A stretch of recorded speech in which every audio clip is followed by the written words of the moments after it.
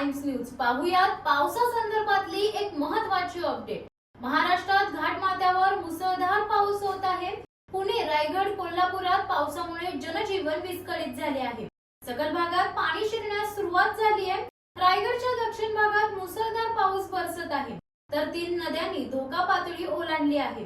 रायगड जिल्हा प्रशासनाने सतर्कतेचे आदेश दिले आहेत, तर जिल्ह्यातील शाळांनाही सुट्टी जाहीर करण्यात आली आहे।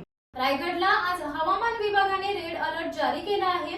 रायगडमध्येही मुसळधार पावसामुळे जनजीवन विस्कळीत झाले आहे। महाडमध्ये सावित्री नदीने धोक्याची पातळी ओलांडली आहे। त्याचबरोबर अंबा, कुंडलिका नद्यांनी धोक्याची पातळी ओलांडली आहे। या नद्यांचे पाणी शहरात शिरण्याची शक्यता आहे, त्यामुळे नगर प्रशासनाने भोंगा वाजवून नागरिकांना सतर्क केले आहे। याच पार्श्वभूमीवर रायगड जिल्हा प्रशासन अलर्ट झाले आहे। पाली येथील अंबा नदी पुलाच्या दोन्ही बाजूला रस्त्यावर पाणी आले आहे, त्यामुळे खोपोली वाकण महामार्गावरील वाहतूक ठप्प झाली आहे। पाताळगंगा नदीच्या पाणी पातळीतही मोठी वाढ झाली आहे।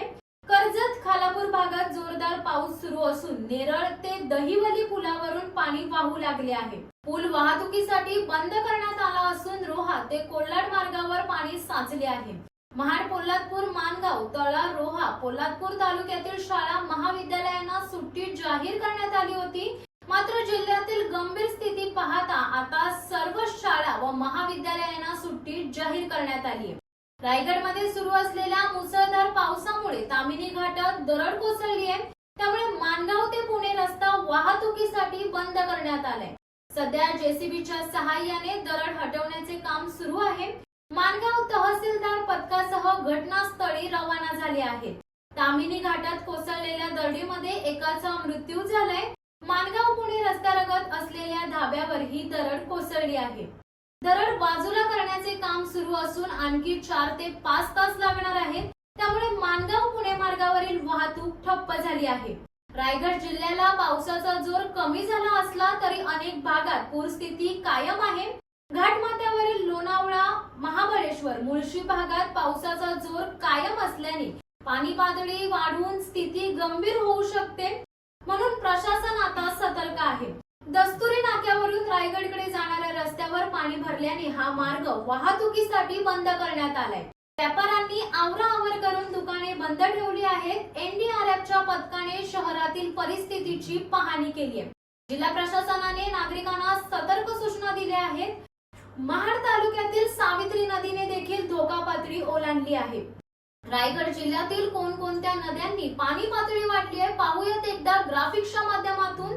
रोहा तालुक्यातील अंबा नदीने ओलांडली आहे धोक्याची पातळी, तर रोहा तालुक्यातील कुंडलिका नदीने देखील ओलांडली आहे धोक्याची पातळी।